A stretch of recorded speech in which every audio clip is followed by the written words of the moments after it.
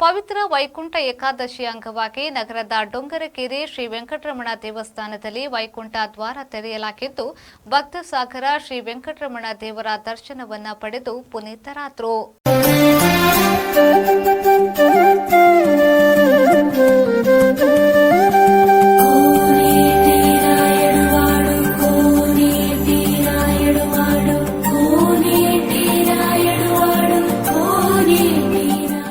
ವೈಕುಂಠ ಏಕಾದಶಿ ಎಂದರೆ ಶ್ರೀ ಮಹಾವಿಷ್ಣುವಿನ ವೈಕುಂಠದ ಬಾಗಿಲು ತೆರೆಯುವ ದಿನ.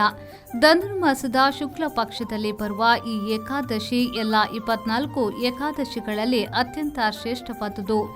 ಈ ದಿನ ವೈಕುಂಠ ದ್ವಾರ ತೆರೆಯುವುದರಿಂದ ಭಕ್ತರು ವಿಷ್ಣು ದರ್ಶನ ಪಡೆದರೆ ಸ್ವರ್ಗ ಪ್ರಾಪ್ತಿ, ಪಾಪ ವಿಮೋಚನೆ ಮತ್ತು ಮೋಕ್ಷ ದೊರೆಯುತ್ತದೆ ಎಂಬ ನಂಬಿಕೆ ಇದೆ.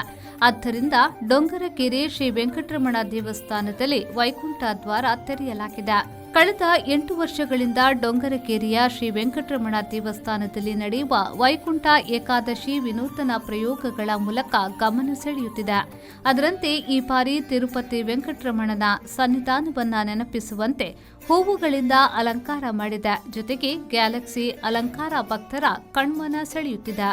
ಧನುರ್ಮಾಸ ಅಂತ ಹೇಳಿದ್ರೆ ಈ ಕುರುಕ್ಷೇತ್ರ ಯುದ್ಧ ನಡೆಯುವ ಸಮಯದಲ್ಲಿ ಒಂದು ತಿಂಗಳಿನ ಒಂದು ಅವಧಿಯಲ್ಲಿ ಧನುರ್ಮಾಸ ಅಂತ ಹೇಳ್ತಾರೆ. ಧನುರ್ಮಾಸದಲ್ಲಿ ದೇವರು ದರ್ಶನವನ್ನು ಬಿಟ್ಟು ದೇವರು ಬರೀ ನಮ್ಮ ಈ ಕುರುಕ್ಷೇತ್ರದಲ್ಲಿ ಇರುವ ಒಂದು ಯುದ್ಧದ ಸಮಯದಲ್ಲಿ ಹೇಗೆ ಅದೊಂದು ಹೊತ್ತಿನಲ್ಲಿ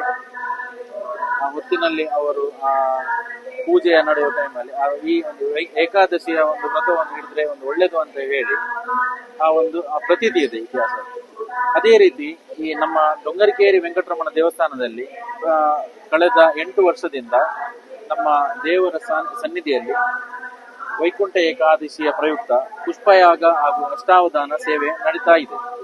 ಈ ಪುಷ್ಪಯಾಗ ಮತ್ತು ಅಷ್ಟಾವಧಾನ ಸೇವೆ ಹೇಗೆ ಬಂತಂತ ಹೇಳಿದ್ರೆ, ಈ ನಮ್ಮ ತಿರುಮಲ ತಿರುಪತಿ ದೇವಸ್ಥಾನದಲ್ಲಿ ಈ ವೈಕುಂಠ ಏಕಾದಶಿ ಅಂತ ಹೇಳಿ ಬಂದ ಒಂದು ಪ್ರತೀತಿ ಇದೆ. ಅಲ್ಲಿ ಒಂದು ಪುಷ್ಪಯಾಗ ಅಂತ ಒಂದು ಸೇವೆಯನ್ನು ನೋಡಿ ನಮ್ಮ ಎಲ್ಲ ಒಂದು ಕಾರ್ಯಕರ್ತರೆಲ್ಲ ಸೇವೆ, ನಮ್ಮ ವೆಂಕಟರಮಣನಿಗೂ ಯಾಕೆ ಒಂದು ಬರಬಾರ್ದು, ಒಂದು ಮಾಡಬಾರ್ದು, ಅದೇ ರೀತಿಯಲ್ಲಿ ನಾವು ಆ ಒಂದು ಆಲೋಚನೆಯಲ್ಲಿ ಬಂದಿದ್ದೇವೆ. ಹಾಗೇನೆ ಅಷ್ಟಾವಧಾನ ಸೇವೆ ಹೇಳಿದ್ರೆ, ನಮ್ಮ ಈ ರಥೋತ್ಸವ ಟೈಮ್ ಅಲ್ಲಿ ನಾವು ಪ್ರತಿದಿನ 5 ದಿನ ಒಂದು ಅಷ್ಟಾವಧಾನ ಸೇವೆ ನಡೀತದೆ. ಅಷ್ಟಾವಧಾನ ಸೇವೆ ಅಂತ ಹೇಳಿದ್ರೆ ಒಂದು 4 ರೀತಿಯಲ್ಲಿ ವೇದ, ಪುರಾಣ, ಅಷ್ಟಕ, ಭಜನೆ, ಸಂಕೀರ್ತನೆ, ಶಾಸ್ತ್ರೀಯ ಸಂಗೀತ, ನೃತ್ಯ ಹಾಗೂ ವಿವಿಧ ತರ ಒಂದು ವಾದ್ಯದಲ್ಲಿ ನಾವು ದೇವರ ಒಂದು ವಸಂತ ಮಂಟಪದಲ್ಲಿ ಕೂತ್ಕೊಳ್ಳೋದು.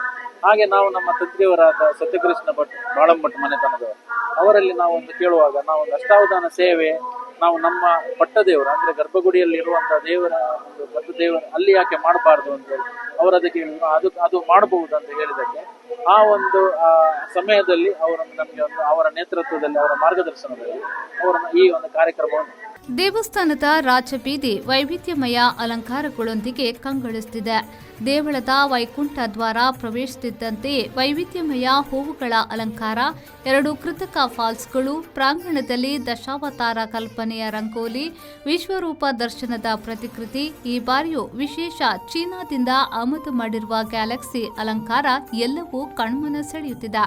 ದೇವಸ್ಥಾನದ ಭಕ್ತರಾದ ಸ್ವಯಂ ಸೇವಕರ ತಂಡವೇ ಈ ಕೆಲಸಗಳನ್ನು ಮಾಡಿದ್ದು, ತಿಂಗಳುಗಳ ಕಾಲದ ನಿರಂತರ ಶ್ರಮದಿಂದ ಈ ಅಲಂಕಾರ ಮಾಡಲಾಗಿದೆ. ವೈಕುಂಠ ಏಕಾದಶಿ ಅಂಗವಾಗಿ ದೇವಸ್ಥಾನಕ್ಕೆ ಬಂದ ಭಕ್ತರಿಗೆ ಈ ಬಾರಿ 25,000ಕ್ಕೂ ಅಧಿಕ ತುಳಸಿ ಗಿಡಗಳನ್ನು ವಿತರಣೆ ಮಾಡಲಾಗಿದೆ. ಇಡೀ ದಿನ ಕ್ಷೇತ್ರದ ನಾಮತ್ರಯ ಮಹಾಮಂತ್ರ ಜಪಯಜ್ಞ, ಪುಷ್ಪಯಾಗ ಹಾಗೂ ಅಷ್ಟಾವಧಾನ ಸೇವೆ ನಡೆದಿದೆ. ಮಂಜುನಾಥ್ ಪ್ರಸಾದ್, ವಿ4 ನ್ಯೂಸ್, ಮಂಗಳೂರು.